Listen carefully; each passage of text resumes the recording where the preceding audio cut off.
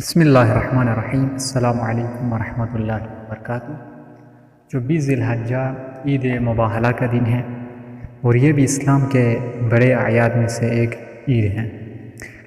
تو مباہلہ کا معنی ہے ایک دوسرے کے لیے نفرین کرنا یا ایک دوسرے پر لعن کرنا، دو گروہوں کا یا دو اشخاص کا، دو افراد کا آپس میں اس طرح ایک دوسرے کے لیے بد دعا دینا کہ اس میں خداوند متعال جھوٹے پر لعنت کریں، تاکہ سب کے سامنے واضح ہو جائیں کہ کون حق پر ہے اور کون باطل پر ہے۔ اس کو کہا جاتا ہے مباہلہ۔ تو اس طرح کا ایک واقعہ پیغمبر گرامی اسلام اور نجران کے عیسائیوں کے درمیان واقع ہوا۔ پیغمبر گرامی اسلام نے ہجرت مکہ کے بعد مختلف علاقوں میں مختلف جگہوں پر اسلام کا پیغام پہنچایا، لوگوں کو اسلام کی طرف دعوت دی۔ انہی میں سے ایک نجران تھا۔ اہل نجران کے عیسائی تھے، ان کو بھی پیغمبر گرامی اسلام کی طرف دعوت دی۔ تو اہل نجران نے، وہاں کے جو عیسائی تھے، انہوں نے اپنے پاس جو بڑے علماء تھے ان کو پیغمبر کے پاس بھیجا، چونکہ آخری پیغمبر کی جو علامات تھی وہ ان کی کتابوں میں موجود تھا۔ تو انہوں نے اپنے علماء کو وہاں پر بھیجا تاکہ وہ اس چیز کا پتہ لگا سکیں کہ یہ آخری پیغمبر ہے یا نہیں ہے۔ تو ان کی ایک وفد آئے پیغمبر گرامی اسلام کے پاس، تو انہوں نے پیغمبر کے سے ملاقات کی تو دیکھا کہ تمام جو آخری پیغمبر کی علامات ہیں وہ حضرت محمد صلی اللہ علیہ وسلم میں موجود ہیں۔ انہوں نے اس چیز کی تصدیق کی۔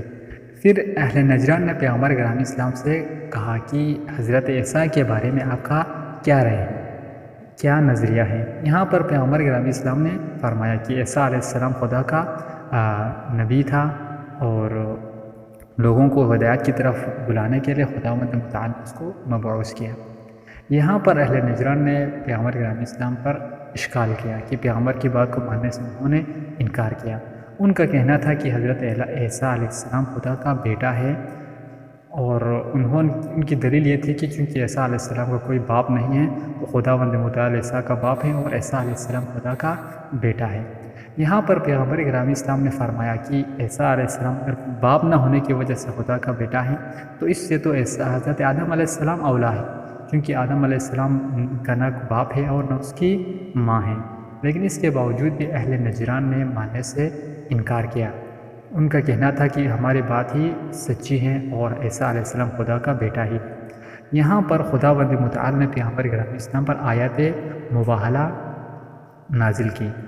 آیت مباہلہ میں فرماتے ہیں کہ اگر علم آ جانے کے بعد یہ لوگ نہ مانیں تو ان سے کہہ دیں کہ تم اپنے بیٹوں کو، ہم اپنے بیٹوں کو، تم اپنی عورتوں کو، ہم اپنی عورتوں کو، تم اپنے نفسوں کو اور ہم اپنی نفسوں کو بلاتے ہیں، پھر ہم ایک دوسرے کے خلاف مباہلہ کرتے ہیں اور خداوند متعال کی لعنت ہو جھوٹوں پر۔ اس کے بعد پیغمبر گرامی اسلام نے اس پیغام کو پہنچایا، اہل نجران کے سامنے اس پیغام کو رکھ دی کہ ایک دوسرے کے خلاف مباہلہ کرتے ہیں، اگر آپ سچے ہیں یا ہم سچے، ہم دیکھتے ہیں، مباہلہ کے لیے تیار ہوتے ہیں۔ یہاں پر جو نجران کے جو بڑے لوگ تھے، علماء تھے، وہ وہاں پر ہنسنے لگے، کیونکہ وہ لوگ کوئی 50-60 سال کے، کوئی 70-80 سال کے تھے، اور ان کا کہنا تھا کہ ہم نے 70 سال 80 سال خدا کی عبادت، جن کو اپنی جو عبادت ان پر ناز تھا، ان کا کہنا تھا کہ ہم نے اتنی خدا کی عبادت کی، خدا ہماری کوئی بھی بات، کوئی بھی دعا رد نہیں کرے گی۔ اس پر اہل نجران بھی راضی ہوئے مباہلے کے لیے، اور اہل نجران اپنے تمام جو ان کے بیٹے تھے، ان کی عورتیں اور اپنے انفس میں جو لوگ شامل تھے ان کو لے کر آئیں، اور پیغمبر گرامی اسلام نے اپنے بیٹوں میں حسن حسین کو، اور عورتوں میں حضرت زہرا سلام اللہ علیہا کو، اور اپنے نفس میں امام علی علیہ السلام کو لے کر اہل نجران کے ساتھ مباہلہ کرنے کے لیے چلے گئے۔ تاریخ میں ہے کہ پیغمبر گرامی اسلام اس انداز میں بیٹھ گئے۔ جب پیغمبر اسلام کی بیٹھنے کا انداز دیکھ کر جو اہل نجران کے جو بڑا عالم تھا، رئیس تھا، وہ گھبرا گئے کہ یہ محمد اس انداز میں بیٹھا ہے جس طرح پیغمبر بیٹھتے ہیں مباہلہ کے لیے۔ پھر اس نے، ان کے جو بڑے تھے، اس نے کہا کہ جو پیغمبر کے ساتھ آئے ہوئے ہیں وہ کون ہیں؟ تو اس کو جواب ملا کہ یہ دو بیٹے، ان کے بیٹوں میں حسن حسین جو جنت کے سردار ہیں، اور ان کی عورتوں میں فاطمہ زہرا سلام اللہ علیہا جو سیدۃ النساء العالمین، اور ان کے نفس میں علی مرتضیٰ، علی ابن ابی طالب علیہ السلام ہیں۔ جب ان کے نام سنا تو وہ جو نجران کا جو رئیس تھا، جو بڑا تھا، امام تھا، وہ گھبرا گئے کہ یقیناً اگر یہ جماعت، یہ گروہ خدا کے سامنے انہوں نے بد دعا کی تو یقیناً پوری دنیا بدل سکتی ہے، تا قیامت تک آنے والے نسل یہود ختم ہو جائے گا، کوئی عیسائی بھی اس دنیا میں نہیں بچے گی۔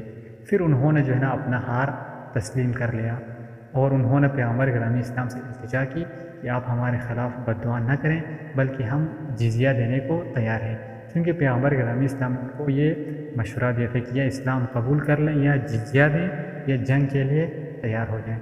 کہ جزیہ کا مطلب یہ ہوتا ہے کہ پیغمبر گرامی جو مسلمان غیر مسلم مسلمانوں کے ہاں رہتے ہیں تو وہ مسلمانوں کو ٹیکس دیتے ہیں، اس کے عوض جو ہے نا، اس ٹیکس کے عوض ان کو جنگ وغیرہ کرنا نہیں پڑتی، اس کے عوض جو ہے نا ان کی عزت، ان کا مال، ہر چیز مسلمانوں کے جو علاقے ہیں، ایریے ہیں، اس میں محفوظ رہتی ہے۔ تو اس کے عوض وہ لوگ مسلمانوں کو ٹیکس دیتے ہیں۔ انہوں نے پہلے انکار کیا تھا، وہ مباہلے کے لیے تیار ہوئے۔ جب پیغمبر گرامی اسلام کے ساتھ یہ عظیم ہستیوں کو انہوں نے دیکھا، پھر وہ لوگ مکر گئے اور جزیہ دینے کو، ٹیکس دینے کے لیے وہ لوگ تیار ہو گئے۔ اس طرح پیغمبر گرامی اسلام اور اہل بیت کو ایک بہت بڑی فتح ملی، ایک ایسی کامیابی ملی جس میں ایک قطرہ خون بہائے بغیر پوری دنیا پر اسلام کا ایک فتح اور اسلام کی کامیابی سب کے سامنے واضح ہو گئی۔ اور اس آیت سے، آیت مباہلہ سے، آپ کو ایک بہت بڑی دلیل بھی مل جاتی ہے کہ جب بعض لوگ اشکال کرتے ہیں کہ ہر شخص کی نسل جو ہے اس کے بیٹوں سے آگے بڑھتی ہے، آگے جلتی ہے، لیکن پیغمبر گرامی اسلام کی نسل حضرت زہرا سے کیسے آگے چلتی ہے؟